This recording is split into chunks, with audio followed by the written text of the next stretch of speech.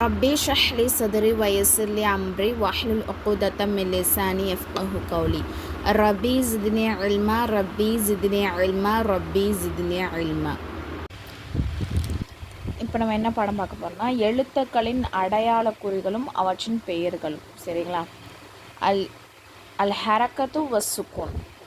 ஹரக்கத்னா என்னதுன்னா ஜபர் ஜேர் பேஷ் நம்ம சொல்லுவோம் இல்லையா, அதுதான். சரிங்களா? இப்போ ஜபர் ஜேர் பேஷ்னு நம்ம சொல்கிறது வந்து உருது லாங்குவேஜ். இப்போ நம்ம அரபிக்கில் அதை எப்படி நம்ம சொல்கிறோம் அப்படின்னு சொன்னால், பேஷை வந்து நம்ம என்ன சொல்கிறோன்னா அவ்வம்ம அப்படின்னு சொல்கிறோம். சரிங்களா?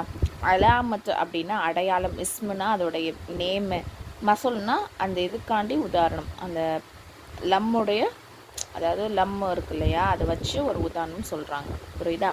அப்போது இது பேஷுக்கு என்ன அரபிக்கில் சொல்லுவோம், லம் அப்படின்னு சொல்லுவோம். உதாரணத்துக்கு சரிங்களா? அடுத்தது வந்து இது என்ன ஜபர். சரிங்களா? ஜபரை வந்து அரபிக்கில் என்ன சொல்லணும்னா ஃபதஹ். சரிங்களா? அதுக்கு எக்ஸாம்பிள் வந்து பல். அப்புறம் இது வந்து ஜேருக்கு அரபிக்கில் என்ன சொல்லுவோம், கஸ்ர்.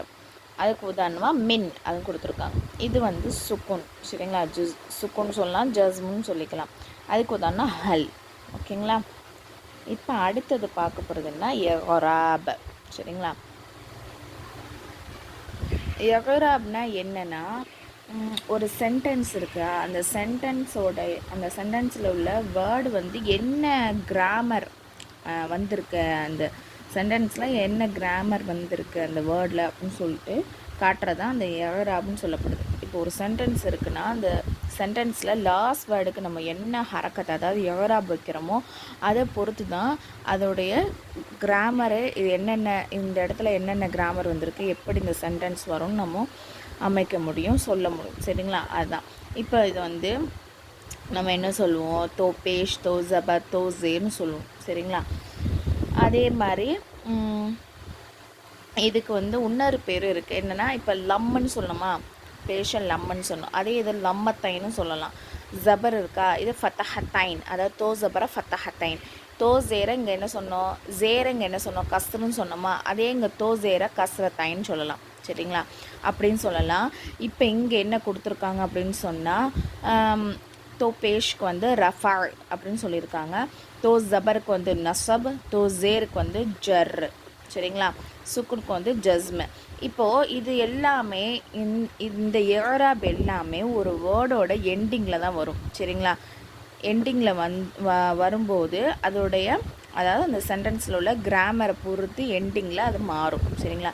ஆனால் அந்த ஹரக்கத்து எப்படின்னா அசலாகவே அந்த வேர்டு வந்து அசலாக எப்படி இருக்குமோ அதே ஹரக்கத் வரும். இந்த எகராப் வந்து அந்த சென்டென்ஸுக்கு ஏற்றாப்புல அந்த கிராமருக்கு ஏற்றாப்புல லாஸ்ட்டில் மாறும். சரிங்களா? புரியுதா? இப்போ ரெண்டுக்கும் உள்ள டிஃப்ரெண்ட் வந்து உங்களுக்கு புரியும்னு நான் நினைக்கிறேன். இப்போ வந்து எப்படி சொல்கிறாங்க அப்படின்னு சொன்னால், ஒரு சென்டென்ஸில் வந்து இப்போது வந்து சப்ஜெக்டு, ஆப்ஜெக்டு, அப்புறம் வந்து ப்ரிப்போசிஷன், இதை வச்சு தான் இதோடைய எகராபை வந்து நம்ம போட முடியும். சரிங்களா? இப்போது ஃபஸ்ட்டுக்கு வந்து என்ன இருக்குன்னா பக்ருன்னா ஒரு நேமு. சரிங்களா?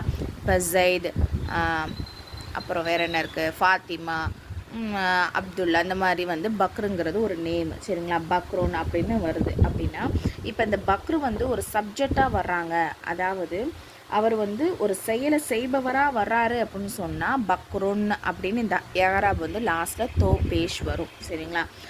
அடுத்தது பாருங்களேன், பக்ரன்னு இருக்குது. இது வந்து இந்த பக்ரன் வந்து ஒரு ஆப்ஜெக்டாக வர்றாரு, ஒரு சென்டென்ஸில் ஒரு ஆப்ஜெக்டாக வர்றாரு, அதாவது அவர் மேலே ஒரு செயல் நடத்தப்படுது. இப்போ உதாரணமாக பக்ரை வந்து அடித்தான், ஒருத்தன் வந்து பக்ரை அடிக்கிறான். அப்போ அந்த செயல் யார் மேலே நிகழுது, இந்த பக்ரு மேலே தான் நிகழுது. புரியுதா உங்களுக்கு? அப்போ இவர் ஆப்ஜெக்டாக இருந்தார் அப்படின்னு சொன்னால் அந்த சென்டென்ஸில் இந்த வேர்டுக்கு வந்து தோ ஜபர் வரும். சரிங்களா?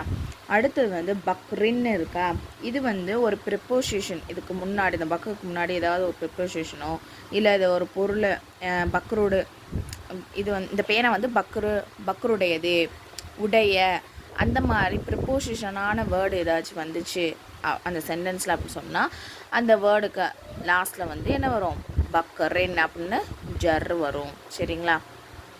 அதே மாதிரி ஜஸ்மு. சரிங்களா? இது ஜஸ்மு. அப்போ வந்து இது என்னென்ன லம் எஃப்அல் இது எல்லாம் நம்ம சொல்லிட்டு அந்த யாராப் எல்லாமே எண்டிங்கில் தான் வரும்னு சொல்லிட்டு சரிங்களா. அப்போ வந்து லம் எஃப்அல் சரிங்களா. லாஸ்ட்டில் என்ன இருக்குது சுக்குன்னு வந்திருக்கு. அப்போ இது என்னது இப்போ லாஸ்ட் என்ன ஜஸ்மு சரிங்களா. நம்ம இந்த யாராப் எல்லாமே ஒரு வேர்டோட எண்டிங் ஒரு சென்டென்ஸ் வருது அப்படின்னு சொன்னால் அந்த வேர்டோட எண்டிங்கில் தான் வரும் சரிங்களா. அது நல்லா ஞாபகம் வச்சுக்கோங்க. இப்போ ஜஸ்மு சரிங்களா. ஜஸ்முங்கிறது லம் எஃப்அல் லாஸ்ட்டில் வந்திருக்கா சுக்குன்னு. அப்போ என்னது அவன் அந்த செயலை வந்து செய்யலை அப்படின்னு சொல்கிறதுக்கு லாஸ்ட்டில் அந்த சுக்குன் வருது சரிங்களா. இந்த ஏராபுங்கிறது வந்து லாஸ்ட்டில் ஒரு சென்டென்ஸ் வருது அப்படின்னு சொன்னால் அந்த சென்டென்ஸில் கிராமரை பொறுத்து லாஸ்ட் உள்ள வேர்டுக்கு அதோடைய ஏராப் வந்து மாறும். ஹரக்கத்துங்கிறது அது அடிப்படையாக நார்மலாக அது என்ன சொல்கிறது அது என்ன சொல்கிறது கரெக்டான ஒரு வேர்டை உச்சரிக்கிறோம் இல்லையா, அதை பொறுத்து இந்த ஹரக்கத் வந்து நம்ம போடுவோம் சரிங்களா. இப்போ வந்து ஹரக்கத்துங்கிறது வந்து ஹரக்கத்தின் சுக்குங்கிறது வந்து ஒரு எழுத்தை எப்படி உச்சரிக்கணும் அப்படின்னு காட்டுறதுக்காண்டி இது வருது சரிங்களா, ஒரு அடையாள குறியீடாக. அதே மாதிரி இந்த ஹரக்கத் வந்து ஒரு வேர்டோட ஃபஸ்ட்லேயும் வரலாம், மிடில்லையும் வரலாம், லாஸ்ட்லேயும் வந்துக்கலாம் சரிங்களா. இது வந்து என்னது பேசிக்காக அந்த வார்த்தையோட பிறப்புலேருந்தே அமையும். அதே ஏராபுங்கிறது ஒரு சென்டென்ஸாக தான் நம்ம முன்னாடி சொன்னால ஒரு சென்டென்ஸ் அந்த வேர்டோட எண்டிங்கில் அந்த கிராமருக்கு ஏற்றாப்புல அதோடைய ஏராப் வந்து மாறும் சரிங்களா. அதே மாதிரி ஒரு வார்த்தையோட கடைசியில் மட்டும்தான் வரும் சரிங்களா.